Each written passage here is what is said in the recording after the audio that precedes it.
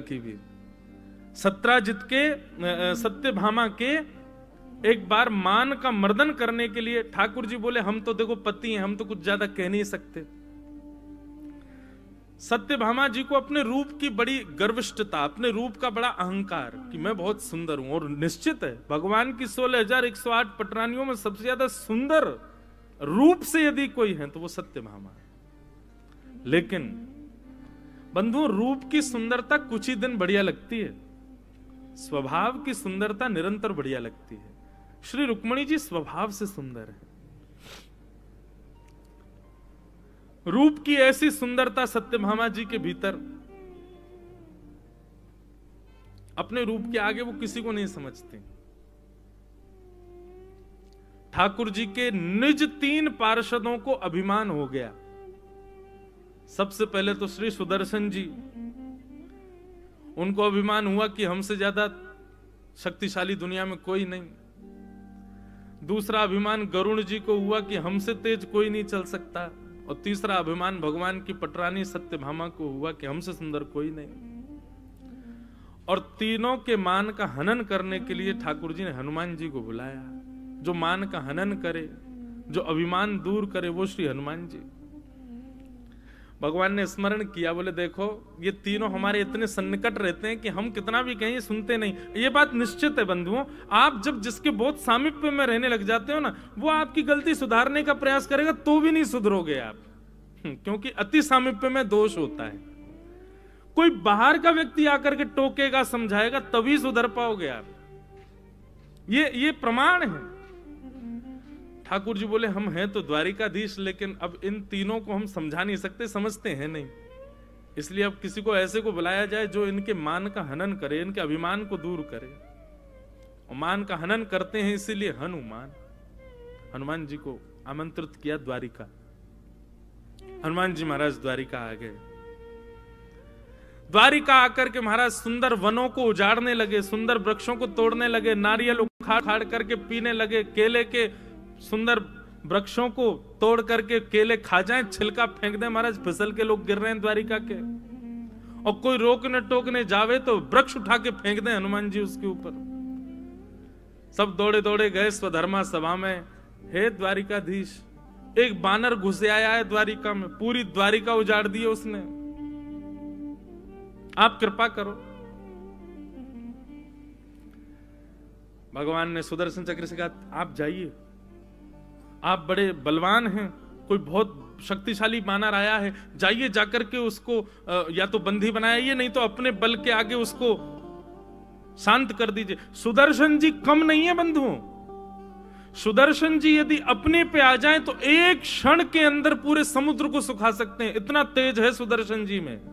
उनको सामान्य मत समझिए, ठाकुर जी के सुदर्शन सामान्य नहीं है। सुदर्शन जी बोले जी महाराज अभी जाता हूं, ये बानर तो मेरे बाएं हाथ का खेल, बाएं हाथ की इकन्नी उंगली का खेल, अभी जाता हूं। सुदर्शन जी महाराज जैसे ही गए, बोलो गंगा मैया की जय। परम वीतराग, परम भगवत निष्ठ, परम विद्वान हरिद्वार से हमारे मध्य पधारे हैं।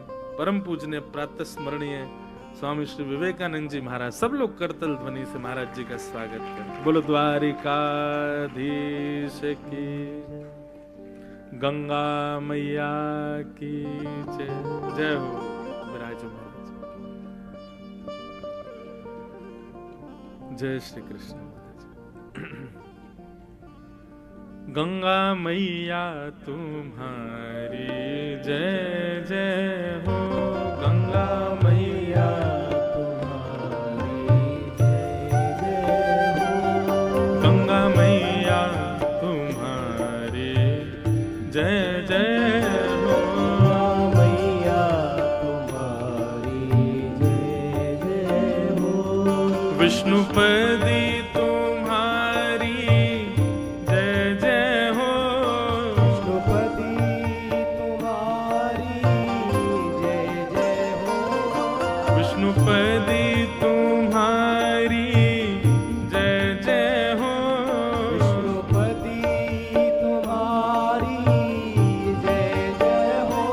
गंगा मैया तुम्हारी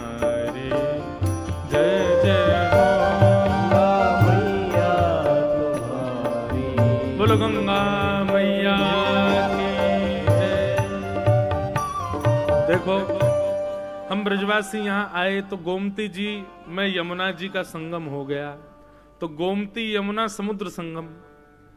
लेकिन आज हरिद्वार से महाराज जी पधारे हैं तो कहीं ना कहीं आपके संपूर्ण अंग में कहीं तो गंगा जी अवस्थित हैं। आप हरिद्वार में रहते हैं और संपूर्ण जीवन गंगा जी के तट पर व्यतीत हरिद्वार भगवत धाम में हुआ है, तो निश्चित है कि पूरे तन का निर्माण गंगा जल से ही हुआ है। तो महाराज जी यहाँ पर जितने क्षण भी विराजमान रहेंगे मानो गंगा जी का गोमती जी में मिलकर के समुद्र संगम। देखो यहाँ पे तीर्थराज प्रकट हो गया है हमारे ब्रज द्वारिका मिलन महोत्सव में। अभी कहां कहां से वैष्णव संत जन पधारेंगे, उतना आनंद होता रहेगा। तो मैं क्या निवेदन कर रहा था, सुदर्शन जी को भेजा ठाकुर जी ने, जाओ एक बानर घुसे आया है। पहले सुदर्शन जी बोले भगवान किसी और को भेज दो ना, ये इतने छोटे से काम के लिए मैं क्यों दिख रहा हूं आपको। भगवान बोले तुम ही जाओ। आज्ञा मान करके सुदर्शन जी ऐसे जा रहे थे जैसे उनके लायक ये काम ही नहीं है, जबरदस्ती ठाकुर जी भेज रहे। सुदर्शन जी जैसे कि कहां है भाई बानर, बोले वो बैठा वो वन उजाड़ रहा है पूरी द्वारिका के सुंदर वन को। सुदर्शन जी ने जैसे प्रवेश किया बोले इसके लिए तो एक अणु मात्र तेज ही काफी है। एक अणु तेज भी, 1% तेज भी सुदर्शन जी का इतना तेज है कि उसके सामने सूर्य भी फीका है। उन्होंने 1% अपने एक अणु तेज को प्रकट करके जैसे ही हनुमान जी पर आक्रमण किया, हनुमान जी बोले कहां क्या चमक रहा भाई, बड़ा डिस्टर्ब कर रहा हमको खाने पीने में। पकड़ करके सुदर्शन जी को ऐसे कांख में दबा लिया। सुदर्शन जी महाराज की जीभ बाहर निकल आई, बोले जे भाई क्या खूब जोर लगा लिए, 100 के 100 अणु तेज प्रकट कर दिया, लेकिन हनुमान जी के बाम से नहीं निकल पाए। शाम हो गई, सुदर्शन जी नहीं आए। द्वारिका के लोग गए स्वधर्मा सभा में, हे द्वारिकाधीश, बोले बानर ने पूरी द्वारिका उजाड़ दी है, पहले तो वन में ही था अब तो घरों को तोड़ रहा है। भगवान बोले हमने सुदर्शन जी को भेजा था, वो कहां गए। बोले पता ही नहीं है, आते पते नहीं है, बस एक क्षण के लिए उनका तेज दिखा पर अंतर ध्यान हो गए, कहां गए किसी को नहीं पता। भगवान बोले सुदर्शन जी, तभी भगवान ने कहा गरुण जी आप जाओ, आप देख के आओ और सुनो, हमें तो लगता है सुदर्शन जी के वश में ना आने की सामर्थ्य केवल हनुमान जी में है। कहीं वानर के रूप में हनुमान जी तो नहीं आए। आप इनको तुरंत जाकर के बोल के आओ कि शीघ्रातिशीघ्र मेरे पास आवे। गरुण जी बोले भगवान शीघ्रातिशीघ्र शब्द प्रयोग करने की आवश्यकता नहीं, आपको पता नहीं मेरी गति कितनी तेज है, मन से भी तेज चलता हूं मैं, आप शीघ्रातिशीघ्र क्यों करें। ठाकुर जी बोले भाई हमको पता है कि वो हनुमान जी ही हैं और उनको अभी बुलाना बहुत जरूरी है, पूरी द्वारिका उजाड़ देंगे, बढ़िया उनसे कहना कि भोजन प्रसादी की व्यवस्था है, शीघ्रातिशीघ्र आए। गरुण जी बोले फिर आप बोल रहे हो शीघ्रातिशीघ्र, मत कहिए भगवान, अभी जाता हूं, अभी आया। जाओ। गरुण जी महाराज पहुंचे, हनुमान जी बैठे थे, केला खा रहे थे। गरुण जी ने आके प्रणाम किया, जय हो हनुमंत लाल, आइए आइए आइए। बोले वो हमारे सुदर्शन जी आए थे आपके पास, कहां हैं बेचारे। हनुमान जी ने अपनी बाम उठाई तो नीचे गिर पड़े। बोले जय रे, ये हमको बहुत परेशान कर रहे थे इसलिए हमने उनको बाम में भर लिया। बोले आपका इतना प्रताप है महाराज जी कि आपने सुदर्शन जी को बाम में भर लिया। गरुण जी ने बेचारे सुदर्शन जी उठाए, हृदय से लगाए, बोले चलो सुदर्शन जी। बोले मेरे तो प्राण निकलने वाले थे, आप थोड़ी बहुत देर नहीं आते तो सुदर्शन जी वैकुंठ ही पहुंच जाते। गरुण जी महाराज बोले भगवान आप द्वारिका धाम पधारे हैं, राघवेंद्र सरकार श्री कृष्ण रूप में द्वारिका में विराज रहे हैं, द्वापर चल रहा है, आपकी प्रतीक्षा में बैठे हैं, जल्दी पधारिए। हनुमान जी बोले आप पहुंचो, आपके पहुंचने से पहले पहुंच जाऊंगा। गरुण जी बोले क्या बताएं मां, भगवान कहते हैं शीघ्रातिशीघ्र, जे कह रहे हैं मुझसे पहले। अरे इनको पता नहीं है किसी को भी मेरी गति कितनी है, मैं मन से भी तेज चलता हूं। गरुण जी बोले नहीं मैं आपको लेने ही आया हूं, संगी चल दो, अभी पहुंचा दूंगा, आप पता नहीं कितनी देर में आओगे। बोले देर नहीं भाई, तुम पहुंचो, तुमसे पहले पहुंच जाएंगे हम। गरुण जी बोले ठीक है। जैसे गरुण जी उस बगीचे से निकले द्वारिकाधीश की सुधर्मा सभा के लिए, सुधर्मा सभा में जाकर के गरुण जी कहना चाहते थे कि द्वारिकाधीश वे आ रहे हैं ऐसा कहना चाहते ही थे कि भीतर जाके देखा तो द्वारिकाधीश के चरणों में श्री हनुमान जी महाराज बैठे, गरुण जी से भी पहले। पहला मान दूर हुआ श्री सुदर्शन जी का, दूसरा मान दूर हुआ श्री गरुण जी का, अब तीसरा मान क्या? सत्यभामा। हनुमान जी जब से आए तब से खड़े हैं और नेत्रों में अविरल अश्रुधार। भगवान बोले हनुमान जी समीप आ जाओ, पास आ जाओ, बैठ जाओ भैया, हृदय से लग जाओ। बोले नहीं, पहले मैं आपको प्रणाम करूंगा फिर हृदय से लगूंगा। ठाकुर जी बोले तो कर लो प्रणाम, तुमको आए हुए इतनी देर हो गई, ना प्रणाम कर रहे हो ना हृदय से लग रहे हो, बस रोए जा रहे हो। बोले प्रणाम अकेले ठाकुर जी को नहीं करता ना मैं, जब से आप वन से लौट करके आए हैं तब से मैंने प्रण लिया है कि जब तक जनक सुता जानकी जी आपके बगल में नहीं होंगी तब तक मैं प्रणाम नहीं करूंगा, पहले जानकी जी को बैठाओ। अब भगवान बोले जानकी जी ठीक है प्रतीक्षा करो, हम अभी आते हैं। भगवान गए, तुरंत अपनी सारी पटरानियों को बुलाया, अष्ट पटरानियों को, कहा कि भाई देखो हनुमान जी आए हैं। वो हनुमान जी तब तक प्रणाम नहीं करेंगे जब तक हमारे बगल में जानकी जी नहीं आएंगी। आप सब लोग आपस में निष्कर्ष कर लो कि जानकी जी के रूप में मेरे बगल में कौन बैठेगा, जो बैठेगा उसी के बाद ही हनुमान जी प्रणाम करेंगे। और ये बात विचार कर लेना, जानकी जी जैसा सौंदर्य, जानकी जी जैसी सौम्यता, जानकी जी जैसी मधुरता वो होनी चाहिए। अब चर्चा तो बहुत दूर की बात, सत्यभामा जी ने पहले हाथ उठा दिया, बोले महाराज ये तो कहने की बात नहीं है, पूरी द्वारिका जानती, मुझसे ज्यादा सुंदर कोई नहीं है। ये सब भी राजी हैं इस बात में, मैं आती हूं जानकी जी के रूप में। भगवान बोले पधारो। रुक्मणी जी भी मंद मंद मुस्कुरा रही थी, रुक्मणी जी तो जानकी जी हैं, लेकिन कह रही ठीक है कोई नहीं, इनको भी होने दो, मान ही तो दूर करना है। और महाराज आज वैसे तो सुंदर है सत्यभामा, लेकिन आज और सुंदर श्रृंगार किया। हनुमान जी महाराज खड़े हैं प्रतीक्षा में, नेत्रों से विरल अश्रुधार। जानकी जी को बुलाओ, जानकी जी को बुलाओ। नेत्र बंद करके खड़े थे, द्वारिकाधीश के बगल में आकर के परम सुंदर स्वरूप धारण करके श्री सत्यभामा जी आकर के विराजमान हो गए। हनुमान जी के नेत्र खुले, ठाकुर जी को देख करके मुस्कुराने लगे। ठाकुर जी बोले हनुमान जी प्रणाम कर लीजिए अब। हनुमान जी बोले पहले जानकी जी तो आ जाएं, बैठी तो है हमारे बगल में। महाराज ये जानकी जी हैं?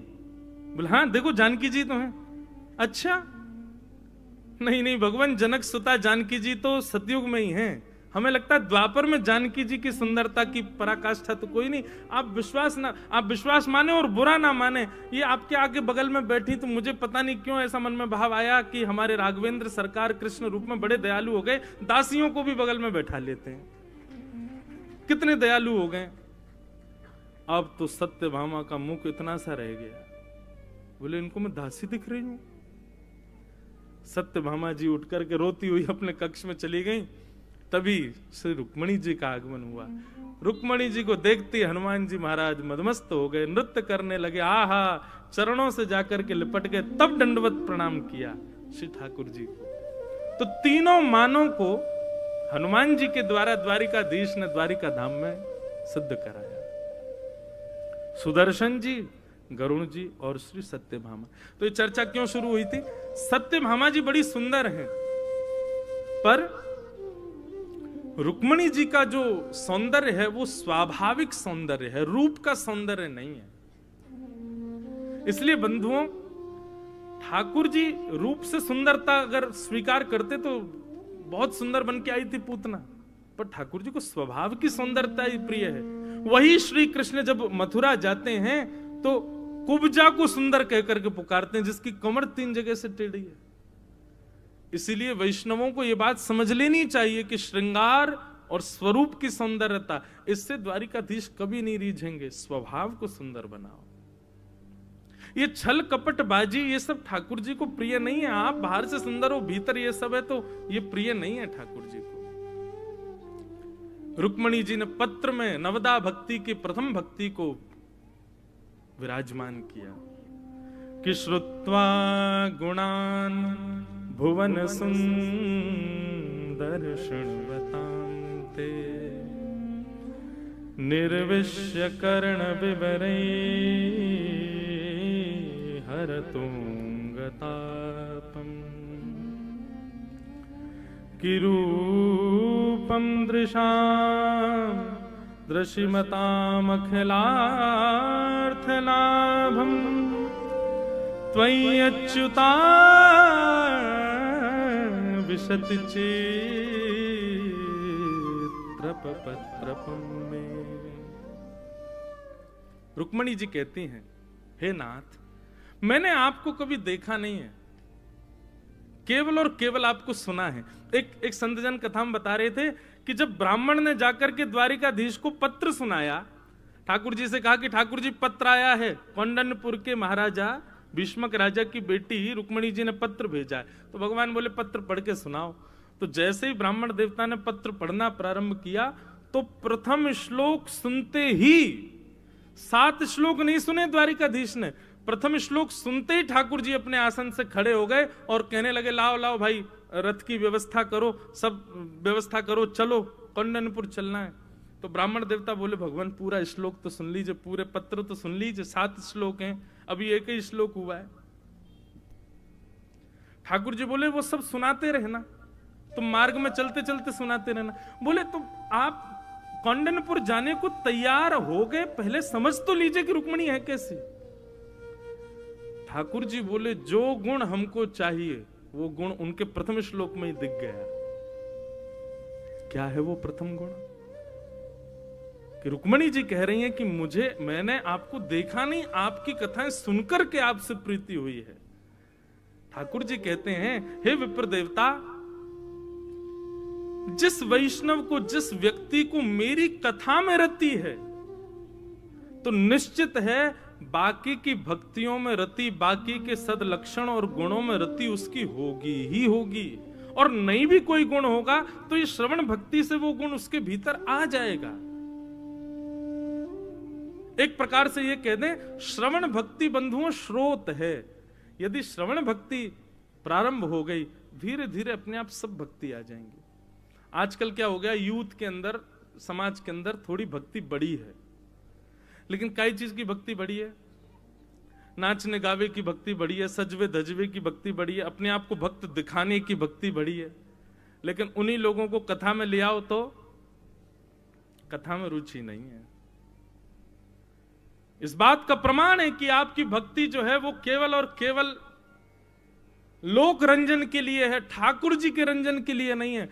ठाकुर जी की रंजन की भक्ति जब प्रारंभ होगी तो सबसे पहले आपके भीतर श्रवण भक्ति आएगी। श्रवण, रुक्मणी जी श्रवण भक्ति की आचार्या हैं। तो ठाकुर जी से कहती हैं, मैंने केवल आपको सुना है, आपको देखा नहीं है, और सुनकर के आपको अपना प्रियतम मान लिया है। श्रवण भक्ति का और लक्षण बताते हुए श्री रुक्मणी जी कहती हैं, हे नाथ, भले ही किसी ने आपको देखा ना हो, लेकिन आपके स्वरूप का वर्णन मात्र उसने सुन लिया हो, तो निर्विश्य कर्ण विवरई हरतोंगतापम, अपने कानों से यदि आपकी भक्ति का श्रवण कर ले तो श्रवण मात्र से उसके हृदय के जितने भी ताप, संताप, पाप आदि व्याधि, जो भी कुछ उसके हृदय में आपकी मिलन में बाधा बन रहे हैं, आपकी श्रवण भक्ति से वो सब नष्ट हो जाएंगे। नाथ, श्रवण भक्ति की महत्व को भी श्री रुक्मणी जी बताती हैं। रूपम दृशाम दृशिमताम अखिलार्थलाभम त्वय्यच्युता विसति चित्रम पत्रपम में। वैसे तो आपका रूप देखने मात्र से व्यक्ति के सारे विषाद नष्ट होते हैं, पर भगवान, मैं जो जानती हूं कि आपके रूप से भी ज्यादा आपकी कथा में सामर्थ्य है, आपके गुणानुवादों में सामर्थ्य है विषयों को नष्ट करने की। ठाकुर जी को रोज देखता था कौन? धृतराष्ट्र। रोज देखते थे समस्त कौरव, लेकिन अपने को भावों को नष्ट नहीं कर पाए। रोज देखते थे युधिष्ठिर, रोज देखते थे भीम, लेकिन अपने हृदय में प्रेम लक्षणा भक्ति को जागृत नहीं कर पाए।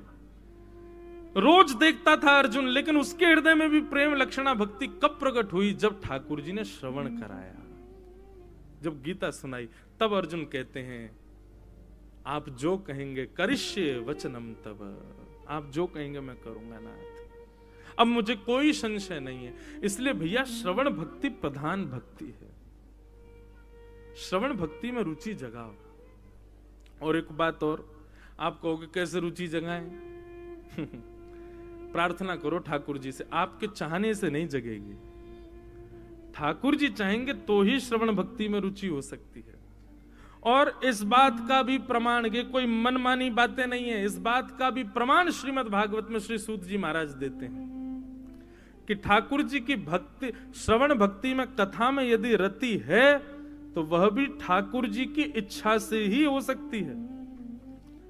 गोस्वामी तुलसीदास जी कहते हैं बिनु सत्संग विवेक न होई, और बिनु सत्संग विवेक न होई। फिर दूसरी बात, राम कृपा बिन सुलभ न सोई।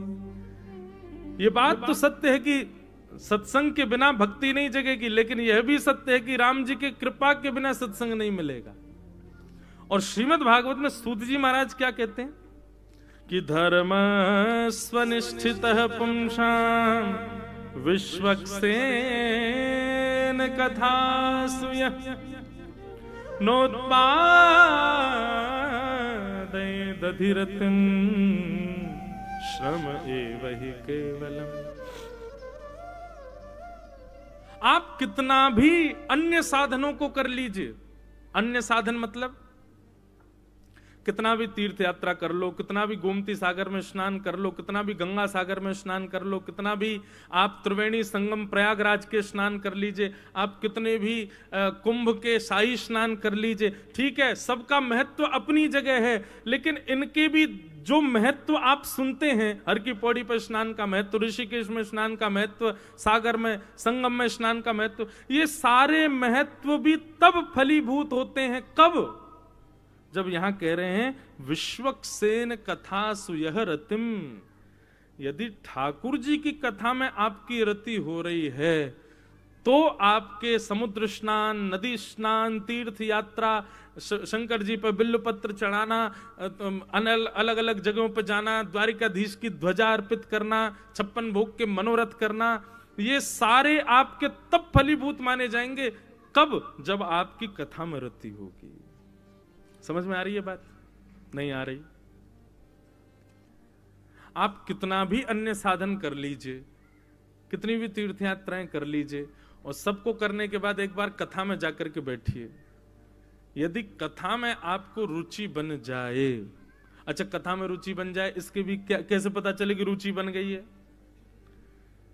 अब आप लोग यहाँ आए हो, इतनी दूर से आए हो, तो क्या करें, दिन भर कुछ काम तो नहीं, कथा सुननी पड़ेगी जबरदस्ती, ऐसे नहीं।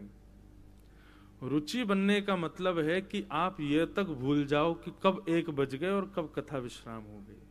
1 बजने पर आपके मन में आए कि अभी तो अभी तो प्रारंभ ही हुई थी, इतनी जल्दी विश्राम भी हो गई। ये होता है कथा में रुचि बनना।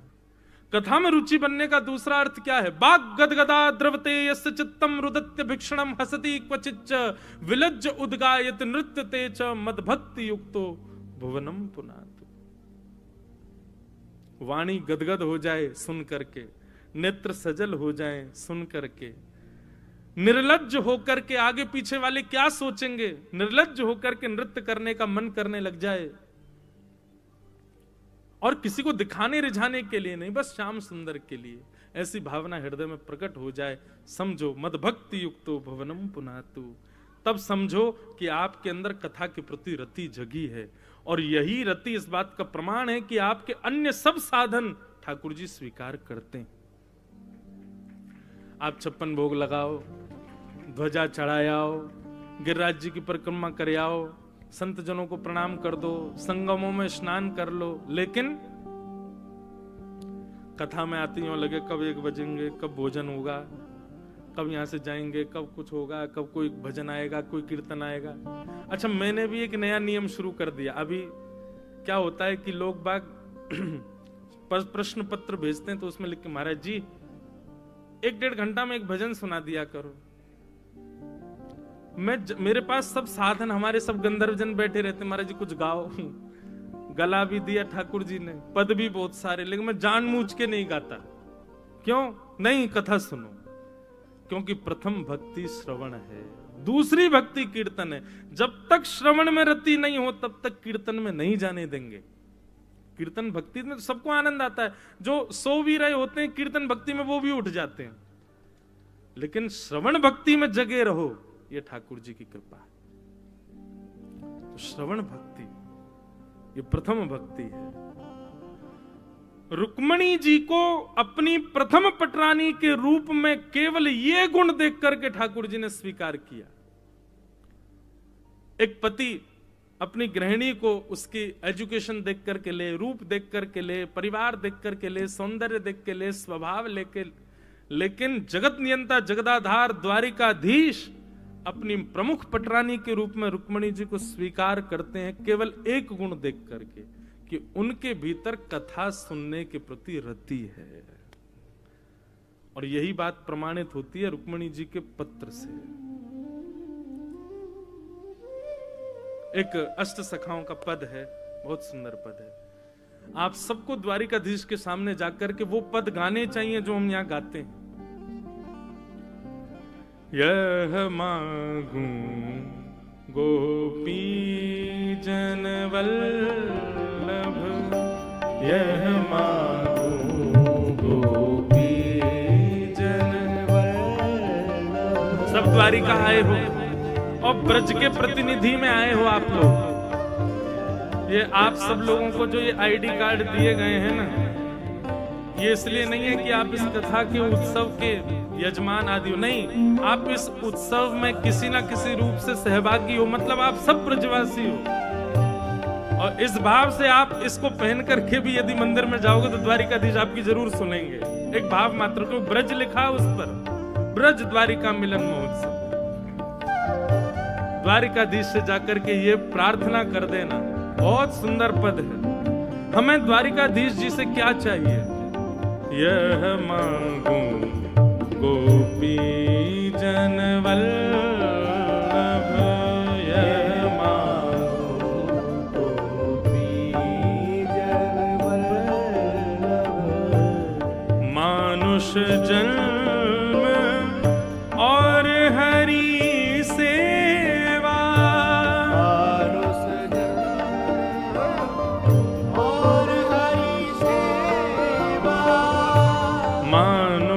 जन्म और हरि सेवा, मानुष जन्म और हरि सेवा। ब्रजवसी बोधी जो मोहि सुलभ, ब्रजवसी बोधी जो मोहि सुलभ। कितनी सुंदर कामना है। ऐसी कामना हर व्यक्ति को करनी चाहिए। क्या मांग रहे हैं ठाकुर जी से? मानुष जन्म। एक तो ठाकुर जी ये कृपा करना, इस जन्म में तो आपने मानव बनाए, अगले जन्म में फिर मानव बनाना। मानुष जन्म, लेकिन अगले जन्म में कुछ प्रायोरिटीज रखिएगा। मानुष जन्म और हरि सेवा। दूसरी क्या है? बोले आपकी सेवा प्राप्त। मानुष जन्म और हरि सेवा। और तीसरा ब्रज बसी बोधी जो मोहि सुलभ, ब्रज बसी बोधी जो।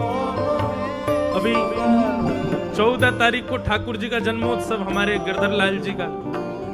उस दिन हम पूरी बधाई गायन के बाद एक पद जरूर गाते हैं। क्या? बधाई में दीजो श्री ब्रजधाम। हे ठाकुर जी कृपा करना कि आपके इन उत्सवों की बधाई हमको केवल एक रूप में मिले। हमको वैकुंठ जाना है, साकेत जाना है, गोलोक धाम जाना है, लेकिन 7 दिन जाना है बस, कथा पता करके फिर वापस आ जाएंगे हम। 7 दिन के लिए वैकुंठ जाएंगे, कथा करके दोबारा वृंदावन ही आएंगे। हमको वृंदावन चाहिए नाथ, हमको वृंदावन नहीं छोड़ना है। ये ब्रज सदा हमारे चित्त में बसा रहे।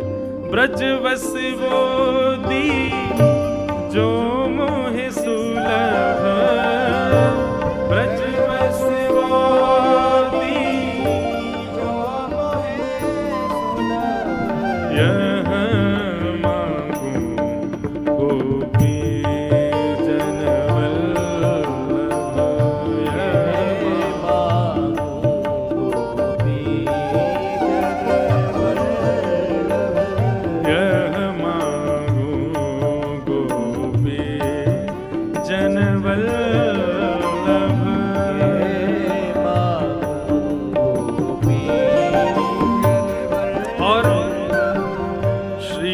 वल्लभ कुल को चेरो, श्री वल्लभ चेरो, श्री रामानुज कुल को चेरो, श्री रामानुज कुल को चेरो, श्री हरिवंश कुल को चेरो, श्री हरिवंश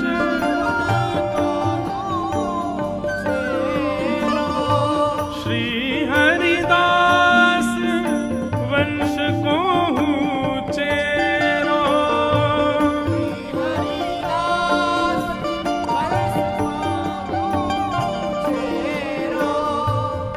ब्रजवासिन को दास कहाऊं, ब्रजवासिन को दास कहाऊं, मैं ब्रजवासिन को दास कहाऊं, ब्रजवासिन को दास कहाऊं, यह मांगू गोपी जनवल्लभ, यह मांगू गोपी जनवल्लभ,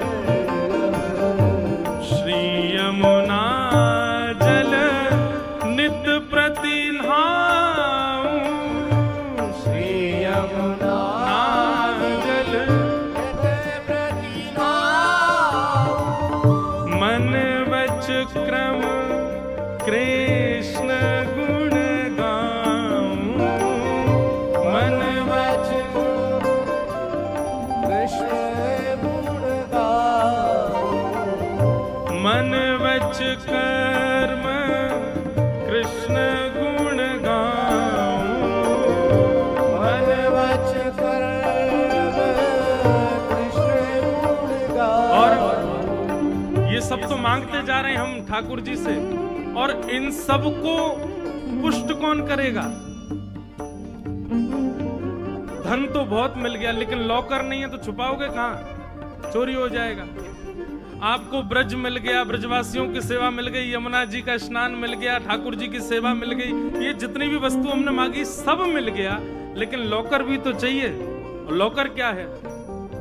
श्री भागवत श्रवण सुनू नित, श्री भागवत श्रवण सुनो, श्री भागवत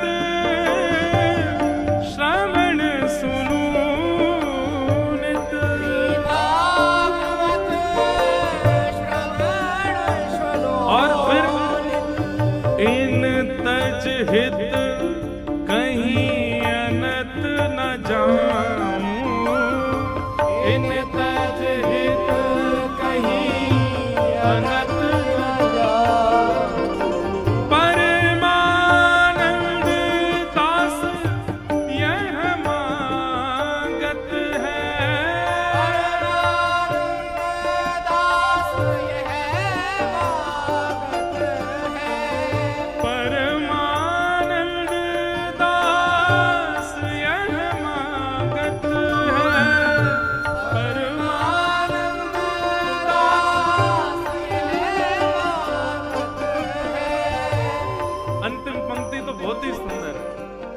सब मांग लिया ठाकुर जी से, और सब मांगने के बाद भागवत जी मांगी, और भागवत जी मांगने के बाद अंतिम भाव क्या है? नित निरखूं कबहू न अघाऊं, नित निरखूं कबहू न। हे नाथ, मैं खाने में थक जाऊं, भोजन करने में थक जाऊं, सोने में थक जाऊं, नाचने में थक जाऊं, सब कार्यों में थक जाऊं नाथ, लेकिन जब आप मेरे सामने खड़े हो, स्वामी श्री हरदास जी महाराज कहते हैं, ऐसे ही देखत रहूं तो मैं जन्म सफल कर मानूं। प्यारी को भामतो भामती को प्यारो, युगल किशोर एक ही जानो, यह मांगू गोपी जन वल्लभ। श्री परमानंद दास जी कह रहे हैं, नित निरखूं कबहू न अघाऊं, नित निरखूं कबहू न अघाऊं, यह मांगू गोपी जन वल्लभ, यह मांगू गोपी मानुष जन्म और हरि सेवा,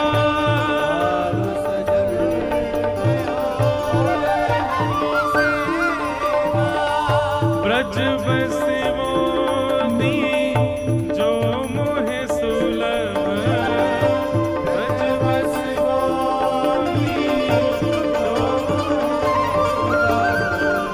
यह मांगू गोपी जन वल्लभ,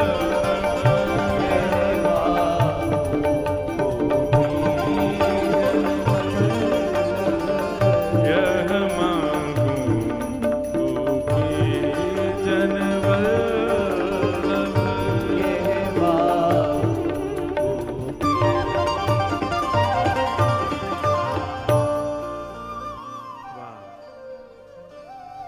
सब मांगा पर सबसे अंत में भागवत जी को मांगा परमानंद दास जी ने। क्यों? क्योंकि वो जानते हैं कि ये सारी भक्तियां जीवन में आएंगी, पर इनको स्थिर तो जीवन में भागवत जी ही कर सकती हैं।